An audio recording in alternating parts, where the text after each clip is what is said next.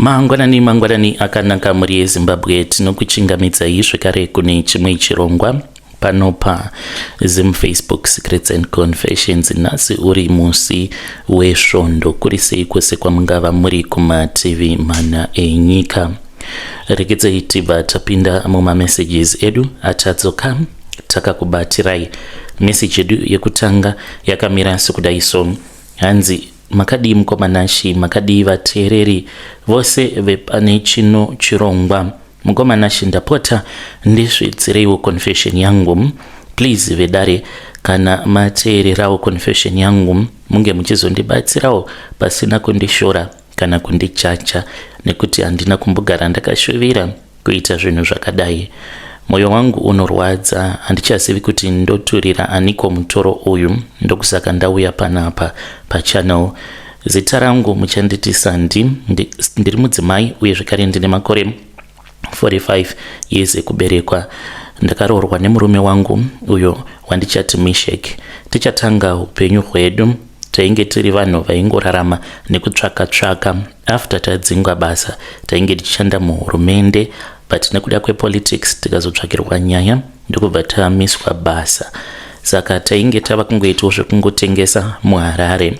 Mugore ra 2012 kusvika mugore ra 2014 tainge tava nekashopu kedu muHarare muCBD, uko kwatainge tichiita zvekutengesa mafoni. Shopu yedu iyi tainge takadivhaidha nepakati nomumwe murume wechiNigerian uyo ainge achinzi Nigel. Nigel ndiye aiwanzokutibatsira. Aiti kana kuri kunzi tinenge takaomerwa, sezvo aiva aine zvimwe zvimabhindauko zvake, ndiye aikwanisa kumbokavha mari dzemarentals. Then kana akavha mari dzemarentals obva achizotiwo isusu kana tiine mari tinge tichizombobhadharawo marentals. Asi tose mukomanashi tainge tisinganyatsokutengesa zvakanaka, nekuti vanhu vainge vava kungotenga mafoni kubva kuvanhu vainge vachiita zvekuba. Vamwe vacho vaitomira kana padhuze nepamashopu edu vachitotengesa mafoni avo anenge ari ekubiwa. Saka ainge aine maprizes anenge ari cheaper and ari mamodel anenge ari mamodels akanaka. Isusu taita zvekuhodha mafoni, saka taizodhurisawo mafoni edu. Dzimwe nguva zvaiti gozhera because rent taishaya kana mari yekuti tinge tichibhadhara rent. Taikwanisa kupedza mazuva uchingotarisa vanhu vachidarika vasingapindi mushop kuti vange vachizotenga mafoni. Nigel ndiye akange ari munhu ainge atoriwo kumberi because aipota achishandisa ujuju dzavo dzekuNigeria. Aiva nemamwe maherbs avo aaiti kana akaona kuti tinenge taita mazuva tisingatengesi, then aiti kana akapisa mamwe maherbs waitoona kuti paitosvikawo vanhu vaviri vatatu, then tobva tatotengerwawo, but iye ndiye ainyanya kutengerwa. Murume wangu kana ari Mishek, ndainge ndichimushora ndakazokomisidzira ndadanana naNigel because Mishek ainge ari munhu ainge asina kunyanya kungwara semunhurume, ende ainge asina mamwe mabhindauko avo ainge achida kuita kunze kwekungogara akamirira macustomers. But kana ari Nigel aiva attractive kwandiri because ainge asingagari pasi, aingomhanya achitsvaka macustomers. Wangu murume aingoti macustomers achauya. Saka it was in 2014. Muna 2014 Nigel ndakaona kuti akazova munhu ainge achinja, ainge ava kubata mari yakawanda. Nigel uyu akangoerekana atongova nemari overnight mushure mekunge amboenda kunyika kwavo kuNigeria for only about 2 weeks. Paakadzoka akatiudza kuti ainge ava kuda kuregedza business rekutengesa mafoni. Ainge ava kufamba nemotikari maRange Rover. Ainge ava kufamba neimwe Range Rover yainge isati yakamboonekwa muHarare, uye zvekare ainge ava kuzivikanwa nekupa mastreet kid mari, zvirema achizvipa mari. Asi vanhu vaiti kana vakaenda kwaari vachidawo mari dzemabusinesses, especially vanhu avo vainge vakashanda naye kwemakore akati one day, including nemamwe maNigerians, aivaudza kuti hana kana cent. Saka ndakazoenda kwaari because ndakanzwa kuti ainge akavhura maoffices ainge ava nekambani uko kwavainge vava kuita zvedrilling maboreholes. Saka ndakaenda kwaari semunhu uyo waainge akambodanana naye, ndikamuudza ndikati, Nigel, ndinoda kuti unge uchindibatsira, tariraone kuti ndaomerwa neupenyu. Akabva achizoti kwandiri, you know what, inini ndinokwanisa kukubatsira. I know kuti upenyu huri kurwadza and uri kuona sekunge ndiri kurarama a soft life, but ndine zvandakaita kuti ndige ndichizosvika pari nhasi. Ndikamubvunza ndikati, Nigel, please tell me everything. Unozviziva wani, ingawani tine masecrets awo atakaita tose. Ndakadanana newe wani, ende murume wangu haana kana kumbogara akazviziva kuti izvi ndo zvakaitika pakati pangu newe. Later on my husband found out, but sezvo tatova musame cult haana kumboita hake basa nazvo. Saka Nigel akabva achizoti kwandiri, ndichakuudza Sandi chokwadi ichi hachitauriki kune vanhu vose, kunyangwe some of my people from Nigeria. Vamwe vakatoita kuti ndige ndichizova ndiri muno muZimbabwe handikwanise kuti ndinge ndichivaudza. Akati, Sandi, upfumi hwandiinahwo haubvi mukungotengesa mafoni sezvamunoita zvatainge tichimboita tose. Akabva achizondiudza akati iye akazoenda kumba kwavo kuNigeria kunonzi kuOkija. Ikoko ndiko kwaakanopiwa masimba ose awo ainge ava nawo kuti ange achikwanisa kuzoita mari yakawanda. Akati kwandiri akanopiwa simba rekuti ange achikwanisa kugadzira mari yakawanda. Saka mukomana achi ndakabva ndachizoenda kumurume wangu Mishek, ndikabva ndamuudza nyaya iyi. Mishek pakutanga akaramba zvachose achiti isusu tiri vanhu vechechi uye hatigoni kuita izvi zvinhu zvisina kunaka nekuti zvinozosvibisa mweya yedu, ngatingogara takadai mudzimai wangu. Asi ndakaedza kutaura naye ndikamuudza kuti inini ndainge ndaneta nenhamo, ndainge ndichazoenda kuNigeria ndiri ndega, ende ndichibvako kuNigeria zvinhu zvangu zvikafamba, then I was going to divorce him. Ndikati naye ticharamba tichirarama upenyu hunorwadza kudai kusvika rini? Be a man. Tariraone kuti vamwe vako vana Nigel vava kufamba nema Range Rover, isusu tichingoita zvimotikari dzemushikashika. Saka kana mukadzi akanyatsokusofta murume wake, kunyangwe mwoyo wakaoma kunge dombo, unosvika pakupfava. Murume wangu Mishek akapedzisira abvuma kuti tinge tichizoenda kuNigeria. Takakwereta mari kune umwewo wataiziva aigara achitikweretesa mari, yainge iri mari yekuti tikwanise kutenga matickets endege. Inini naNigel naMishek takakwira ndege ndokubva tachizoenda kuLagos kuNigeria. Kubva ipapo tikazofamba nemotikari tikabva tachizoenda kunzvimbo ikoko kunonzi kuOkija, kuvillage kwavo. Tichinosvika muvillage mavo mukoma takarara, then mangwana acho ndokubva tachizotorwa nemotikari tikafamba kwema-hours, handizivi kuti ma-hours mangani, tikasvika mune imwe nzvimbo inotyisa. Kainge kari kavillage kadiki-diki, but kavillage aka kainge kari mumakomo, mumasango munotyisa. Izvi zvakaitika mainge muri muna November. kuNigeria kunopisa komana, kwaipisa zvisingaiti, nemhepo wainzwa kuti iri kupisa. Takabva tachizosangana neimwe n'anga, tasvika pamba payo. N'anga iyi yaitita sekunge munhu anopenga, yainge iine mazirasta, vhudzi rainge rakaita kuzara tsvina, apa yainge ichinhowa. Takazoripiswa nekuti kunhowa kwainoita hautombofaniri kutoti unge uchiti inonhowa. Kana ukangoti inenge ichikunhuhwira zvinoreva kuti haikwanisi kuti inge ichizokubatsira. Saka takazopfugama tikaripa neropa remwana wedu firstborn, my daughter, nekuda kwekuti nemurume wangu takati chin'anga ichi chinonhowa. Nigel ndiye ainge achitaura nen'anga iyoyo nechirudzi chavo chechiIgbo chatainge tisingakwanise kunzwa. Iye ndiye aizopota achiturikira achitiudza zvose izvo zvatainge tichifanira kuti tinge tichizoita. Takanopinzwa mune imwe room. Murumu umu mainge muine mabhonzo evanhu vakafa, matehenya evanhu, zviskeleton zvainge zvakazara, uye zvakare nezvidhori zvainge zvakavezewa. Zvidhori izvi ndo zvatakanzi taifanira kuti tinge tichizouraya huku. Ndakauraya yangu huku yandakatanga ndaisa padumbu pangu, then murume wangu yake huku akatanga aigadzika panhengo yake. Ndokubva tachizouraya huku idzi. Tadziuraya huku idzi takabva tachizonzi taifanira kuti tinge tichizomwaya ropa pamabhonzo, mapfupa evanhu nezvidhori kusvika zvichizonozara neropa. Ndopa ndakabva ndachizoziva kuti tainge tava kutoita zvema-money rituals.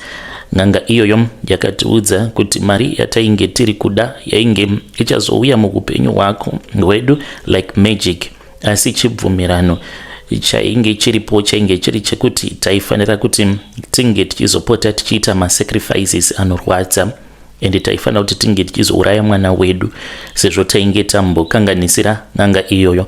Mwana akabuda mumira, mwana ndokubva tachizomubaya nebanga. Inini nababa vacho tainge takabata banga racho panguva imwe chete.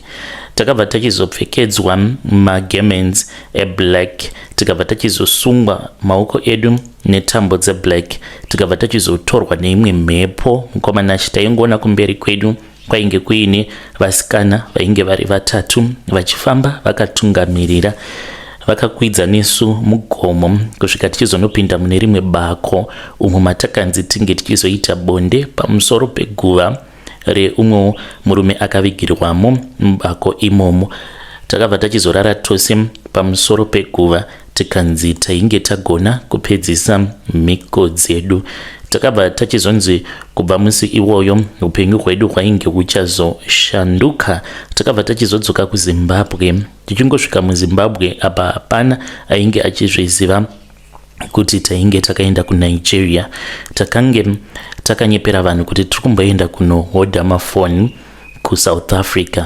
Ukanzwa zvichinzi munhu aenda kuNigeria, iri hama yako, unofanira kuti unge uchitopfugama unge uchinamata, because kunoitwa zvose ende zviri very attractive zvema-money rituals, because unoita mari nekukasika. Mwana akangoti isusu tichingoburuka ndege kungotsika ivhu remuZimbabwe, mwana ndokutotanga kutorwara, mwana kwava kutoendeswa kuchipatara. Mwana akazoti avikwa mukomanashe, ndipo patakatanga kuita mari. Takatanga kuita mari yakawandisa. Mukati memwedzi umwe chete zvinhu zvedu zvainge zvava kutofamba zvakanaka. Mishek ndopa akafonerwa neumwewo murume. It was his former classmate from high school. Baba vake vaita zvepolitics, saka vakabva vachizomudza kuti vainge vachitsvaka munhu ainge asina kumbogara akaregister company muZimbabwe kuti ange achizopiwa tender nehurumende through corruption.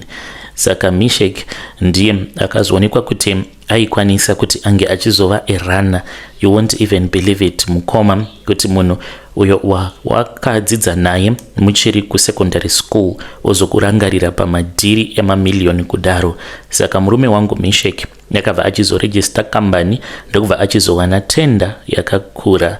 Ende tender iyoyo mukomanashe hapana zvatakaita. Takanzi taifanira kuti tinge tichizogadzira maroad muHarare, but hapana kumbogadzira maroad kwatakaita.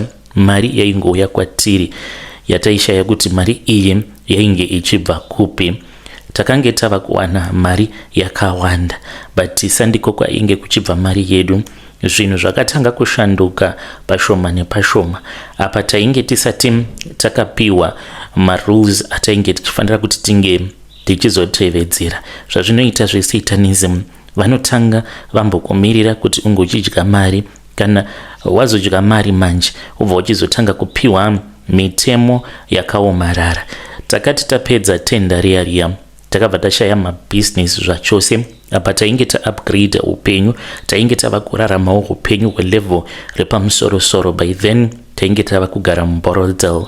Saka zvinhu patakaona kuti zvinhu zvainge zvaoma, n'anga yekuOkija takabva tachizoiona kumadziro. Umwe usiku hwatakati tichitodiscussa nyaya iyoyo, takatongomuona ainge atongonyuka mubedroom medu. Akati iye ainge aine mitemo iyo yainge achida kuti ange achizotipa, saka akati ainge achazotirotesa mitemo yacho kuhope. Takazoti takarara manje, hope dzandakarota ndidzo hope dzakarotewa nemurume wangu zvekare. Murume wangu akarota achiudzwawo kuti zuva nezuva tinofanira kuti tinge tichizoenda kumakuva. Inini na Mishek tinofanira kuenda kumakuva usiku hwega, then tobva tachizoenda tobva tachizonotsvaka guva remunhu anenge achangobva mukuvigwa the previous day kana kuti at least 7 days before, then tobva tachizoita bonde pamusoro peguva remunhu iyeye. Saka patinenge tichiita zvinhu izvi ndo zvinoita kuti tinge tichikwanisa kuzowana mari yakawanda. And apo patinoenda kumakuva tinofanira kuenda kumakuva, it's either Mishek ndinenge ndamutengera suit yandinenge ndamutengera kana kuti hembe. Tinotenga hembe each and every day. Ininiwo ndinotenga ngava ari madress kana kuti maskets each and every day. Tinotoenda kumakuva takachena, then hembe idzi tinowanzokudzidonata after each and every 2 weeks. Tinofamba tichinodonata. Kudhara zvainge zviri nyore, taingoenda kuRoman Catholic then tobva tanosiya hembe dzedu semadonation, but dziri hembe idzo dzatinenge taenda kumakuva takapfeka. Hembe idzodzo tinongodzipfeka ka1 then tobva tachizodzoka kumba. Patinodzoka kumba tinofanira kudzoka kumba takashama. Kudhara zvainge zviri nyore, ndatiko zvino zvemukoma handizivi kana tikakwanisa kuramba tichingoita zvinhu izvi nekuti mazuva ano everywhere maroad blocks. Kudhara waikwanisa kuenda kumakuva ekumbudzi ukudzoka kuBarital usina kana roadblock yaunenge wambosangana nayo, but iko zvinozvi you can imagine what we go through. Tinoshandisa maroad ekudimbudzira nemishonga imwe yatinoshandisa, but haishandi each and every time. Dzimwe nguva kana tikadarika neparoadblock, sezvo muchiziva kuti mapurisa anoda mari, murume wangu anongogara atongoburitsa $100 nepawindow, anenge akafuka chigumbeze, neniwo ndakafuka chigumbeze ndobva ndazvivhara kuti tisazoonekwa kuti tinenge takashama. Saka mupurisa achingoona $100 anobva atongoitora oregedza kucherechedza zvakawanda. It's either tobva tatodzokera zvedu kumba, but tinoshandisa maroad ekudimbudzira tichipinda nemalocation tichitiza mapurisa. Saka tinogara tichiita zvinhu izvi. Tinoenda kumakuva akasiyana siyana at least 1 AM kunana Warren Hills, kunana Glen Forest, kumakuva ekumbare ekuhighfields uye zvekare nekumbudzi. Tinotoenda nemotikari yedu then tobva tatonorara pamusoro peguva then tobva tachizoita bonde. Saka bonde iri ratinoita kumakuva rinozokonzeresa kuti tinge tichizotora mhepo dzevanhu vakashata, especially zvinhu zvikaita sekunge zvava kuoma. Tinotofamba masikati sekumakuva awo ekuhighfields, tikaendako ari masikati then tinofamba tichiverenga madates anenge akanyorwa pamatombstone awa marituals atimaiti nguva dzose. Then tinoti kana taverenga tikaona kuti okay, guva iri munhu wacho anoratidza kuti akavigwa kana kuma 1990s, then tinobva tachizosarudza guva iroro tozodzoka kuma 1 AM. But mhiko zhinji dzatinoita tinofanira kuti tinge tichirara pamusoro peguva remunhu uyo anenge akabva mukuvigwa at least 7 days before, not later than that. Saka bonde ratinoita kumakuva rinotikokera mhepo dzisina kunaka mukurarama kwedu. Saka mushure mekunge taita zvinhu izvi kuti tinge tichizozvichenura, tinofanira kuti tinge tichizopa vanhu zvipo. Kana kuri kunzi tikabva kumakuva tikanonga kana mari kana kuzongoita rimwe deal, tinokwanisa kungoita deal remari inodarika kana 5,000. Mari iyoyo tinofanira kuzoishandisa kunotenga motikari, kutengera munhu kana Benz, BMW, then kana tatengera munhu motikari tikamupa motikari iyoyo, zvinoreva kuti ndiye anenge ava kuzotakura mhepo dziya idzo dzatinenge tabva nadzo kumakuva. Motikari idzi hakusi kunzi tinopa vanhu motikari each and every day.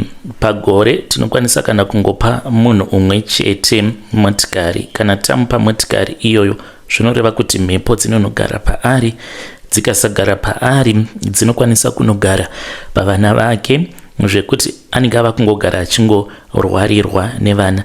Zvekare tinopota tichidzokerako kuNigeria kunorinyuwa masimba edu. Saka tine dzimwe mhiko idzo dzatakapiwa nen'anga yedu yekuOkija, imhiko dzinondirwadza pamwoyo nenyaya yekupa vanhu vanotambura tichita sekunge tiri vanhu vanobatsira stereki. Saka vanhu vazhinji vanokwanisa kusazvinzwisisa, but paunopiwa chaunopiwa ziva kuti une chauri kutorerwa. It's either unopiwa mari nemunhu akaromba kana kuti nemunhu anenge aine kahutsinye anotokupa mari kuti zvinhu zvako zvinge zvichizodhakwa. Ndine nyaya yandichazokuudzai about chakaipira round paya pakugamuchidzana mari. Muchashamisika zvenyu. Ndichazouya nepati 2. Saka takapiwa mutemo wekuti handifanire kupa kana senti rimwe chete zvaro kuhama yangu yeropa. Zvekare naMishek haatendedzwi kuti ange achipa kana senti kuhama dzake dzeropa. Hama dzangu mukomanashi kwamurehwa uko vanhu vanotambura, dziri kufa nenzara ende vanosangana nemaproblems akasiyana siyana, asi handikwanisi kuvapa mari. Kana ndikapa hama dzangu mari yekuOkija iyi, hama yangu inobva yafa, kana kuti dambudziko guru rinobva randiwira inini, uye zvekare pfuma yangu inomira ende tinotombotambudzika. Takambozviedza mushure mekunge tabva kuNigeria. Pamafuneral hatitendedzwi kucontributa anything. Kunyangwe tiri vapfumi tinenge tichingoti zvakaoma, hatina kana mari. Mutemo unoti mari iyoyo inofanira kupiwa vanhu vatisingazivi zvachose, uye vanhu ava vatinobatsira condition yacho ndeyekuti vanofanira kunge vakaremara makumbo kana kuremara mutezo, kana kuti mwana wako anenge akaremara makumbo kana mutezo. Mutemo uyu mukomanashi ndiwo watinorarama nawo ende tinobatsira vanhu. Patinobatsira vanhu zvinhu izvi tinofanira kuti tinge tichizviita public. Hatizviitiri zvedu pasocial media nekuti hatisi vanhu vesocial media.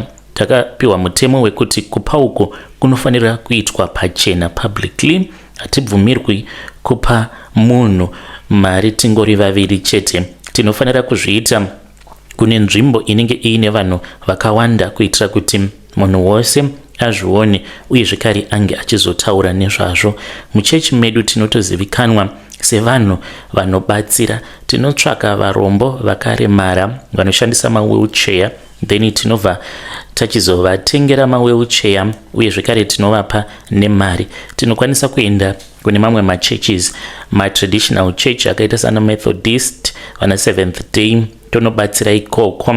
Kana vaine mamwe ma-NGO avo avanenge vachishandidzana nawo, avo anobatsira vanhu vanotambura. But kazhinji tinozviitira kuchechi kwedu, kwandisingatauri hangu nezita, kuitira kuti pange pachizova nehumbowo pamberi pevanhu muchechi, ende vanhu muchechi vanenge vachitopururudza. Saka vanhu pavanenge vachipururudza kudaro, isusu tinenge tiine zvatinenge tichitowana mazviri nekunamatirwa nemapastors. Uye zvekare munhu wose watinopa mari iyoyo tinenge tichitora star yake kana kuti rombo rake rakanaka, kuti tinge tichizoramba tichingotsigira pfuma yedu. Kupa uku kunonzi spiritual transfer. Munhu watinopa mari uyu iye anowedzera kuremara kana kupinda mumatambudziko akakura.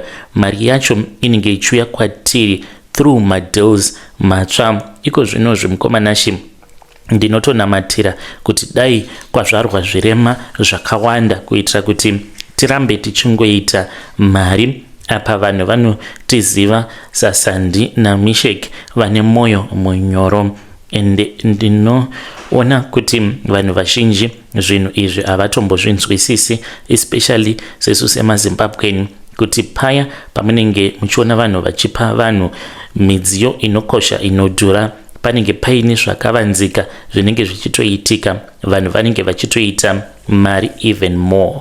Mukomanashi tinotozivikanwa sema-elders emuchurch, but isusu tinenge tichitoenda kumakuva tichinoita upombwe ikoko nezvitunha, uye zvekare ndinenge ndichitombofamba dzimwe nguva mutown ndichipa vanhu vanotambura, especially vanenge vaine madisabilities, chingava chiri chikafu chandinenge ndatobika kumba, ndotofamba ndichitopa vanhu chikafu kuitira kuti tinge tichizowedzera kuita mari yakawandisa. Then pane imwe nyaya zvekare yandanga ndichida kukuudzai mukoma ndisati ndapedza confession yangu. Tine imwe imba yatakazosvika pakutenga. Imba iyi iri kuMount Pleasant, yatisati takambogarako, uye zvekare takazovakisa macottages pamba ipapo. Saka main house mune vanhu vanogara kumacottages, zvekare kune vanhu vanogarako matenants edu. Asi mukomanashi, imba iyi ndingangoti it is our altar.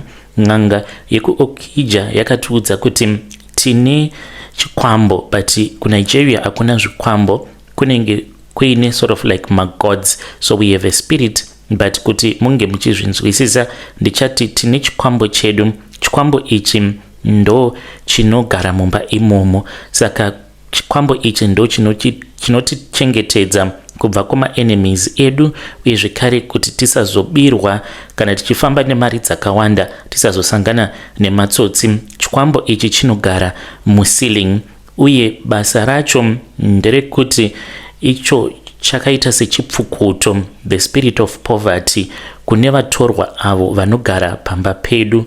Ukauya kuzogara pamba pangu, kunyange uri munhu anenge aine mabusinesses ake, unozoshamisika mabusinesses ako ava kungodona, unosvika pakubroka kana ukaramba wakagarapo pamba pedu, nekuti chikwambo chedu ichi chinenge chichipinda mumba mako, chinenge chichidya chikafu chako, chinenge chichitora pfuma yako yose ichiunza kwatiri. Ende vanhu vanogara pamba pedu vanogumisidzira vava kungorwarirwa nevana, zvekuti pose paunongobata mari unobva wangorwarirwa nevana.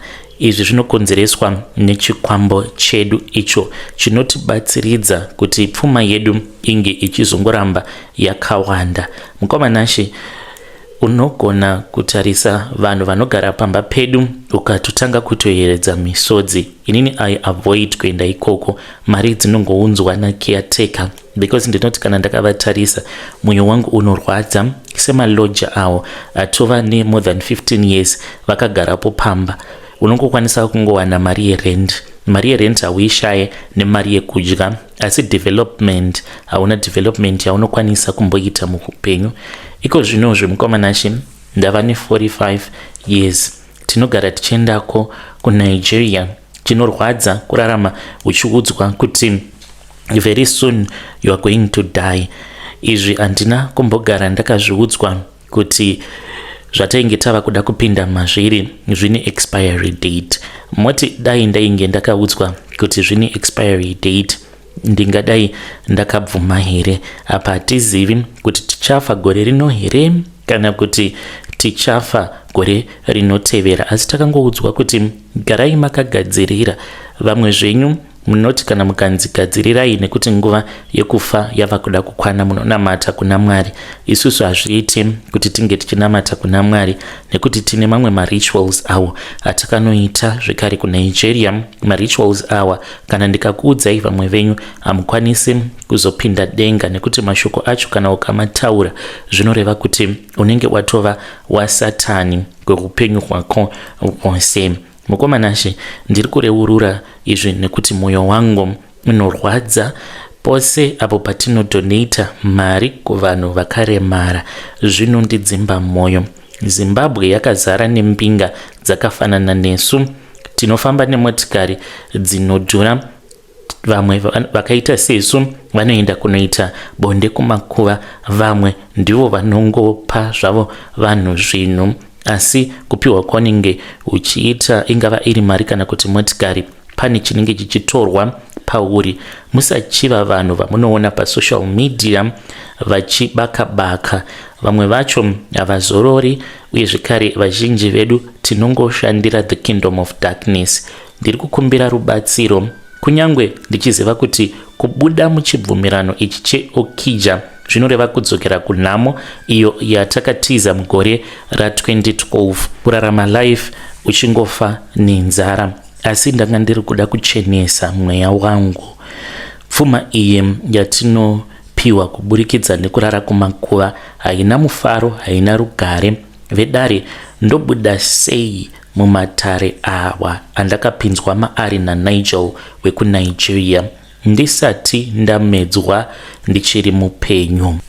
Vedare ndo message iyo yandakatumidzirwa ichibva kuna vahanzvadzi vedu. Zvakangoroma hazvo vedu we. Ngatitaurei navo mucomment section. Hanzi usachiva kana ukaona vanhu vanenge vaine mari dzavo, nekuti kwadzinobva mari idzodzo hauzivi kuti dzinobva kupi.